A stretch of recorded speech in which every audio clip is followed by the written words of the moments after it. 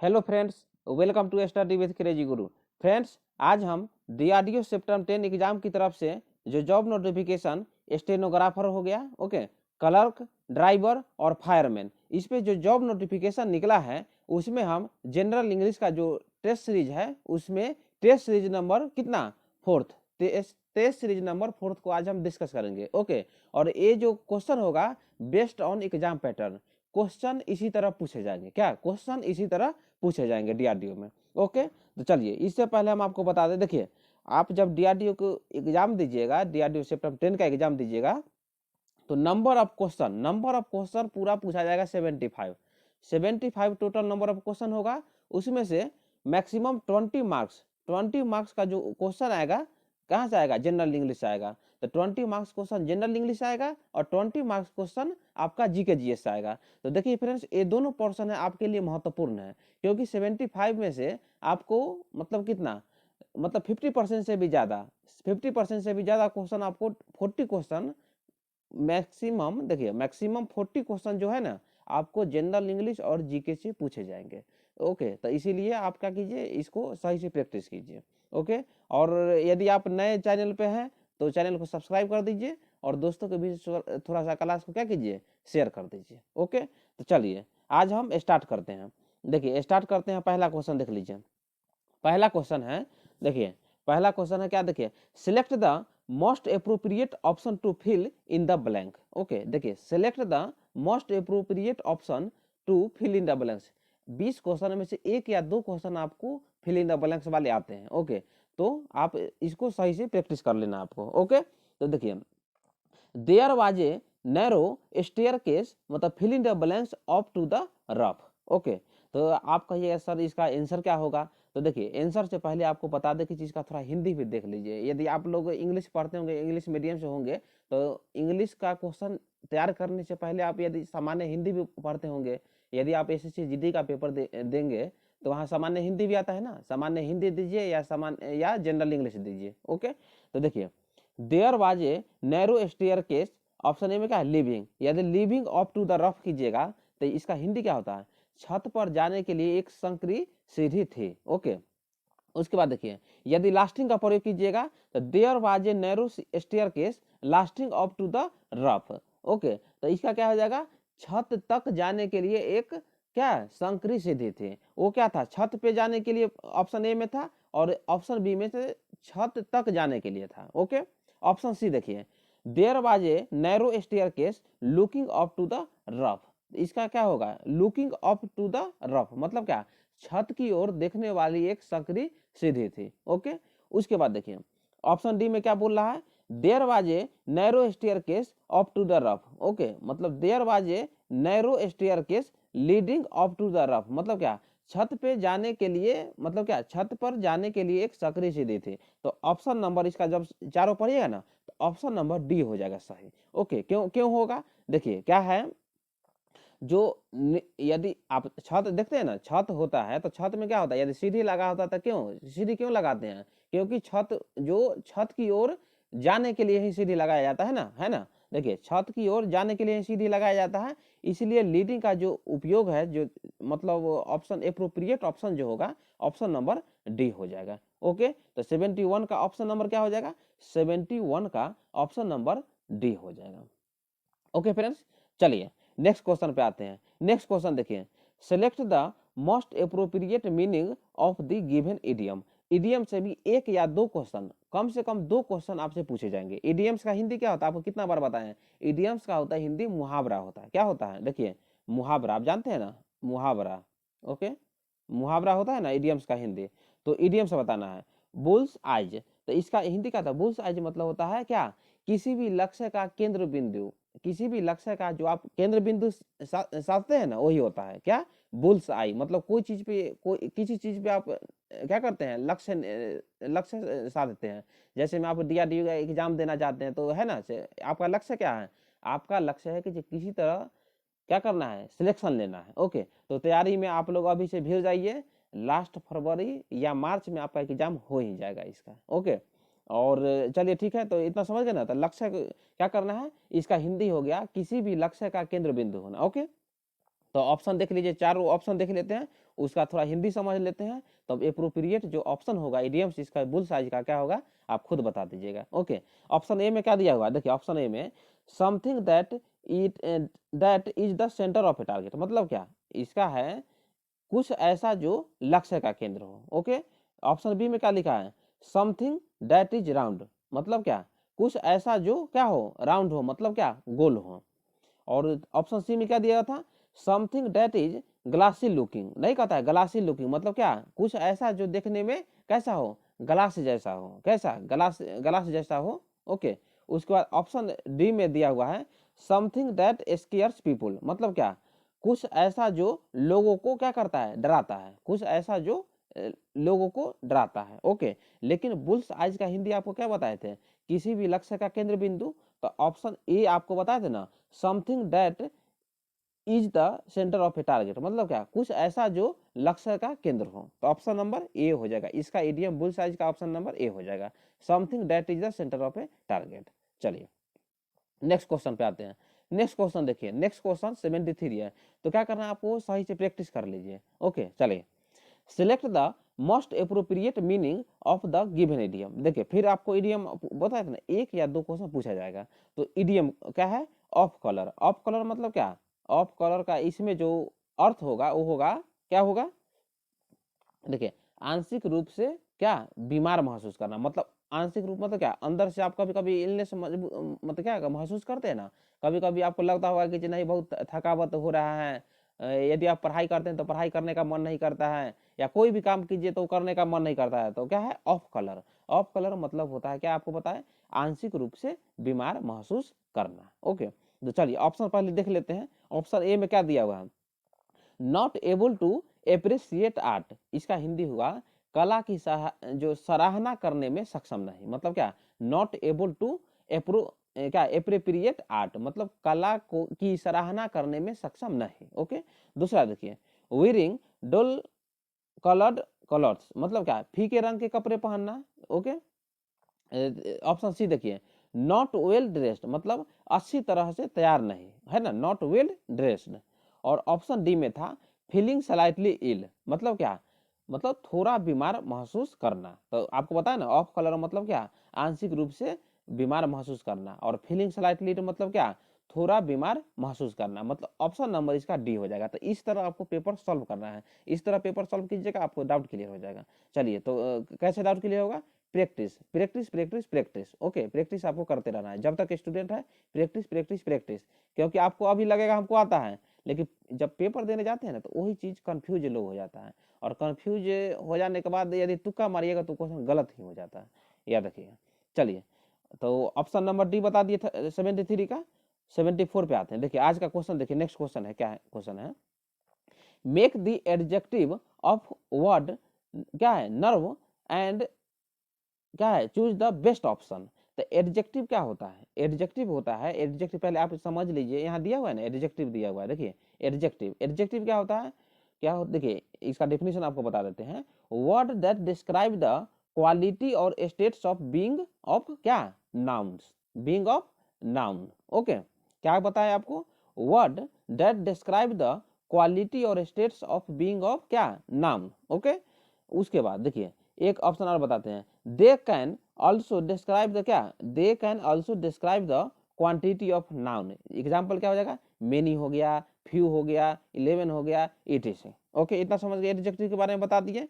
तो जो नर्व दिया हुआ है तो इसका जो एडजेक्टिव होगा नर्वस होगा, क्या हो जाएगा नर्वस हो जाएगा। तो नर्वस का जो हिंदी क्या हो जाएगा, देखिए बेचैन होता है, क्या हो जाता है बेचैन होता है, बेचैन। नर्वस का हिंदी क्या हो जाएगा बेचैन हो जाता है, और नर्व जो उसका हिंदी क्या हो जाएगा देखिए नस हो जाएगा, क्या हो जाएगा नस हो जाएगा। तो नर्व का नस हो जाएगा और नर्वस का आपका हो जाएगा बेचैन। ओके, तो 74 का ऑप्शन नंबर आपको क्या बताएं, 74 का ऑप्शन नंबर डी हो गया। ओके, आपको बता दिए ना। चलिए अब आते हैं नेक्स्ट क्वेश्चन पे। नेक्स्ट क्वेश्चन देखिए 75, द लोन विल बी क्या है, the loan will be sanctioned by the bank. Okay, आपको बोल रहा है choose correct active voice. Okay, तो देखिए इसका हिंदी पहले आप देख लीजिए क्या है, हिंदी इसका हिंदी है the loan will be sanction, क्या बोला, क्या है, sanctioned, the loan will be sanctioned by the bank, मतलब ऋण, ऋण जो है, ऋण बैंक द्वारा स्वीकृत किया जाएगा, क्या, ऋण बैंक द्वारा स्वीकृत किया जाएगा। ओके, तो इसका जो आंसर क्या हो जाएगा, आंसर इसका हो जाएगा ऑप्शन डी, देख लीजिए क्या है, देखिए यहाँ है ना ऑप्शन डी, यहाँ से देखिए द बैंक पहले आ जाएगा, तो द बैंक विल क्या है, सैंक्शन द लोन। जब एक्टिव पैसिव वॉइस आप लोग पढ़े होंगे बचपन में, तो आप पढ़ते ही आए होंगे, तो क्या करना है, देखिए यहाँ पे इसका ऑप्शन हो जाएगा द लोन विल बी, क्या है, सैंक्शनड बाय द बैंक, तो the bank will sanction the loan, मतलब ऑप्शन नंबर इसका डी हो जाएगा। ओके, 75 का आपको बता दिए ना, सही एक्टिव वॉइस क्या होगा उसका, the bank will sanction the loan, मतलब ऑप्शन नंबर डी हो जाएगा। देखिए ए हो जाएगा आंसर। चलिए, तो इसका हिंदी क्या हो जाएगा, बैंक ऋण स्वीकृत करेगा, क्या, बैंक ऋण स्वीकृत करेगा, इसका एक्टिव हो जाएगा, किसका, इसका active. The loan will sanction the loan, मतलब बैंक ऋण स्वीकृत करेगा। चलिए नेक्स्ट क्वेश्चन आते हैं 76 पे। देखिए 76 का क्वेश्चन देखिए, एंटोनिम और सिनोनिम, इससे क्वेश्चन 1-2 क्वेश्चन, मतलब दोनों मिलाकर 3 या 4 क्वेश्चन आपसे पूछे जाएंगे, याद रखिएगा। तो आपको यहाँ इतना प्रैक्टिस कर दे, तो क्या करना है कि आपको ई बुक भी आप क्या करना है, परचेस कर लीजिएगा, हम आपको बता देंगे कैसे परचेस करना है, उसी में से आप प्रैक्टिस कर लीजिए। उसमें इतना आपको इडियम्स दिया हुआ है, फिल इन द ब्लैंक्स दिया हुआ है, उसके बाद एंटोनिम हो गया, सिनोनिज्म हो गया, तो वहाँ से प्रैक्टिस कर लीजिए, 4-5 बार देख लीजिएगा, एग्जाम से पहले प्रैक्टिस हो जाएगा।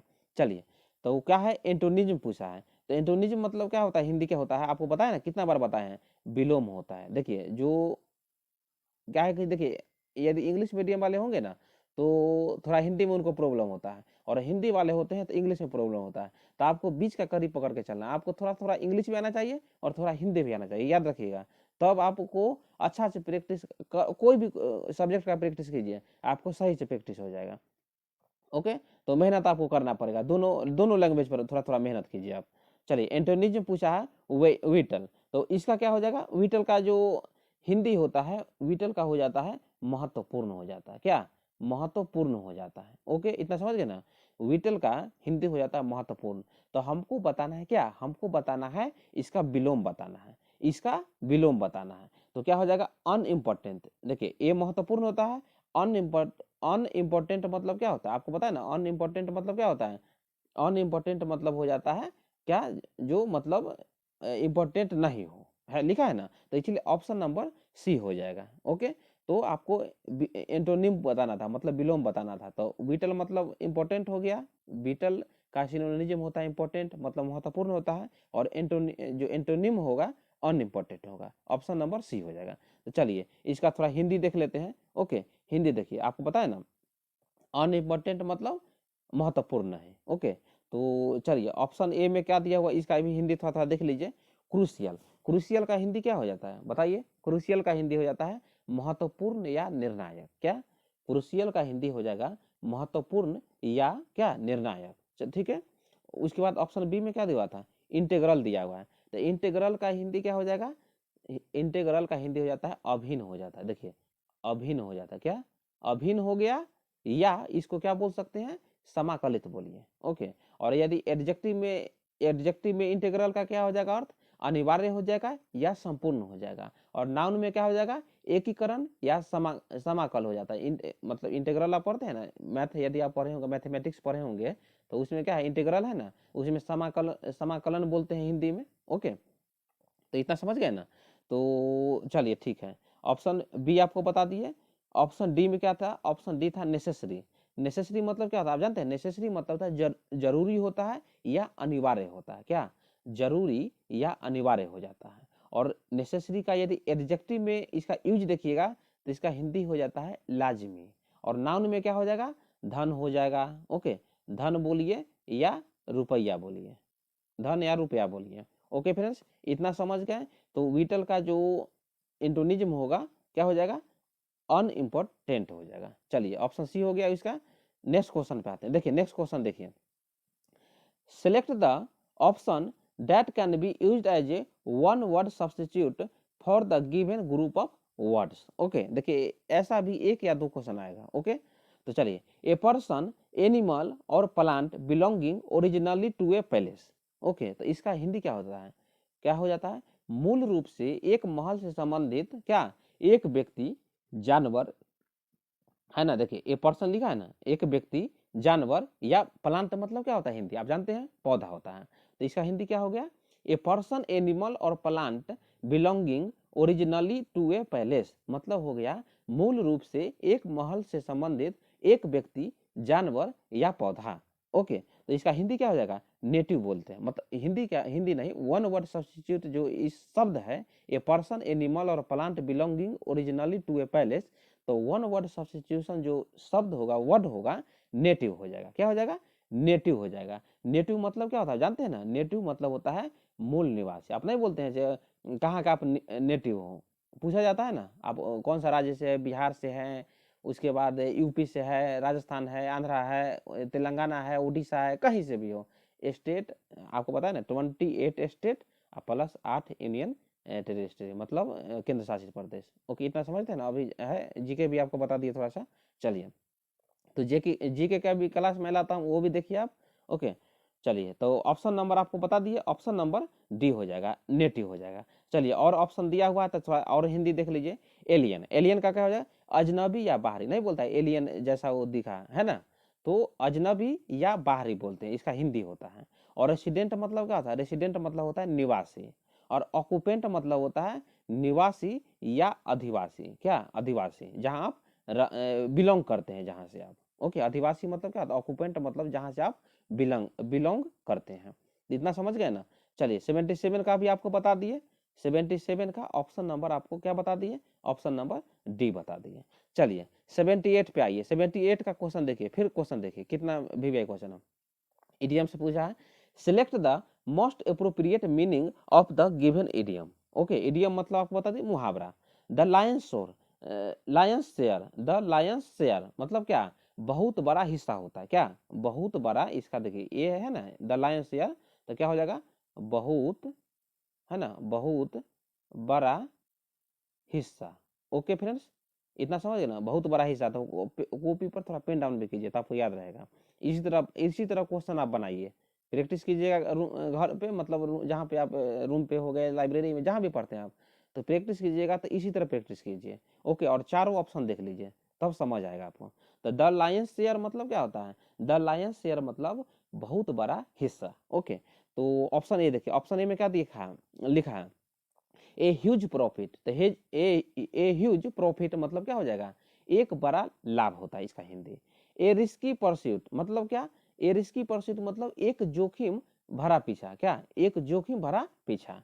ओके, ऑप्शन सी देखिए, द हाईएस्ट ऑथोरिटी मतलब क्या, सर्वोच्च अधिकार। ओके, और ऑप्शन डी क्या दिया था, the largest person, the largest person मतलब क्या, सबसे बड़ा भाग। ओके, तो इसीलिए ऑप्शन इसका डी हो जाएगा, है ना, ऑप्शन नंबर इसका डी हो जाएगा, क्योंकि द लायंस शेयर का हिंदी जो द लायंस शेयर का हिंदी होता है बहुत बड़ा हिस्सा, और द लार्जेस्ट पर्सन का भी हिंदी क्या हो जाता है, सबसे बड़ा भाग। ओके, तो इसका इडियम से पूछा था, मतलब मुहावरा पूछा था। आप सामान्य हिंदी यदि पढ़े होंगे तो मुहावरा जानते हैं ना कैसे पढ़ा जाता है। तो ओके फ्रेंड्स, तो इतना समझ गया, ऑप्शन नंबर डी हो गया। चलिए 79, आज का नेक्स्ट क्वेश्चन देख लीजिए क्या है 79। फिर एक और इडियम्स है, क्या इडियम्स है देखिए, select the most appropriate meaning of the given idioms.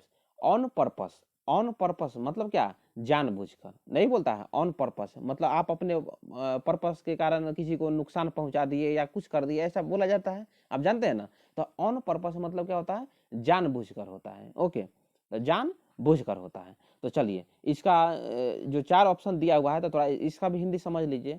With मतलब विद नो रीजन, क्या विद नो रीजन मतलब क्या, बिना किसी कारण के। तो विद नो रीजन का क्या हो जाता है हिंदी, बिना किसी कारण के। और केयरफुली देखिए, है ना, केयरफुली का हिंदी क्या हो जाता है, केयरफुली आप जानते हैं ना, सावधानी से। ओके, और एमिलेसली, एमिलेसली मतलब क्या होता है, क्या देखिए, एमलेसली, एमलेसली मतलब होता है बिना किसी उद्देश्य से। तो विद नो रीजन मतलब बिना किसी कारण के, केयरफुल्ली इसका हिंदी होता है सावधानी से। और आपको पता है ना, केयरफुल्ली सावधानी से हो गया, और क्या है एमलेसली, एमलेसली मतलब हो जाता है बिना किसी उद्देश्य के। ओके, और यहाँ देखिए क्या है, डेलिबरेटली, तो डेलिबरेटली मतलब हो जाता है जानबूझकर। तो ऑप्शन नंबर सी हो गया इसका आंसर, क्योंकि इडियम्स पूछा है, मतलब मुहावरा पूछा है। तो ऑन पर्पस मतलब जानबूझकर हिंदी होता है उसका, तो इसका भी हो जाएगा डेलिबरेटली मतलब जानबूझकर। मतलब ऑप्शन नंबर इसका देखिए, ऑप्शन नंबर सी हो जाएगा। ओके, तो 79 का आपको बता दी ना, 79 का देखिए ऑन पर्पस मतलब सोच समझ के होता है, तो ये जानबूझ कर हो गया। चलिए ठीक है, चलिए डेलिबरेटली मतलब क्या होता है, सोच समझ कर बोलिए, और ऑप्शन नंबर इसका सी हो गया, 79 का ऑप्शन सी।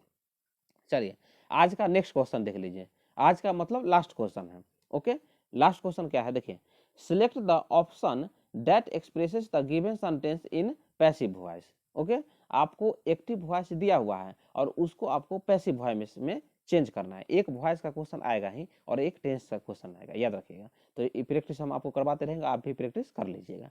चलिए, तो एक्टिव वॉइस दिया हुआ है, पैसिव वॉइस में हमको क्या करना है, चेंज करना है।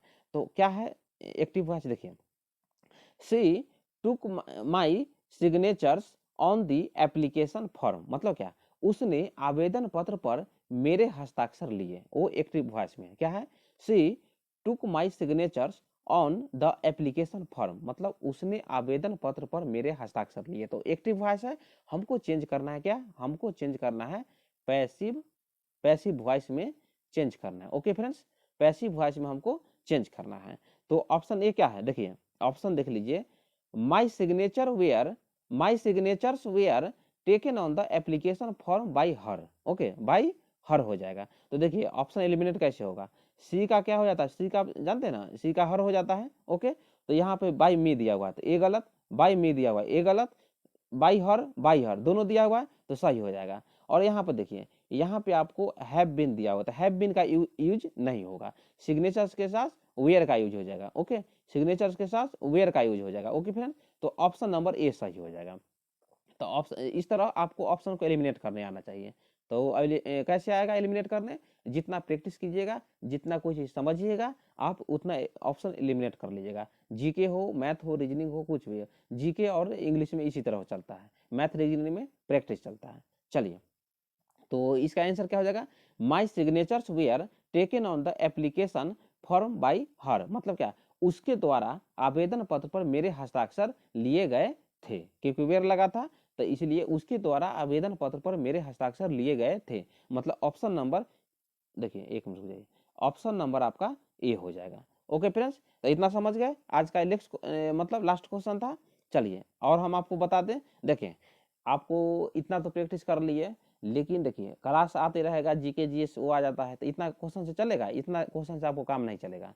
आपको ये नंबर दिया हुआ है ना, नंबर दिया हुआ देखिए 7564864459, तो उस पर आप ई बुक, क्या देखिए ई बुक मात्र कितना रुपया पेमेंट करना है, देखिए 70 रुपीज़ आपको पेमेंट करना है, और चारों सब्जेक्ट का हिंदी मीडियम लीजिए या इंग्लिश मीडियम लीजिए, बुक ले लीजिए। क्योंकि उसमें देखिए इंग्लिश में आपको उसमें इडियम्स भी दिया हुआ है, सिनोनिम्स भी दिया हुआ है, एंटोनिम्स भी दिया हुआ है, उसके बाद आपको मतलब फिल इन द ब्लैंक्स भी दिया हुआ है। मतलब जिस तरह जो सिलेबस के अनुसार आपको तैयार किया गया है, तो वो आप जाके PDF परचेस कर लीजिए और तैयारी को बेहतर बनाइए। ओके, क्योंकि आपको फिर बता दें, देखिए फरवरी लास्ट बोलिए, ठीक है, जो फरवरी लास्ट बोलिए या मार्च मतलब शुरुआत में ही एग्ज़ाम आपका होगा। तो अभी से आप प्रैक्टिस करते रहिए, क्योंकि ये एग्ज़ाम का डेट नहीं बढ़ता है, इसका एग्ज़ाम जो होता है डेट शेड्यूल ही रहता है, पेपर आपका लेगा ही।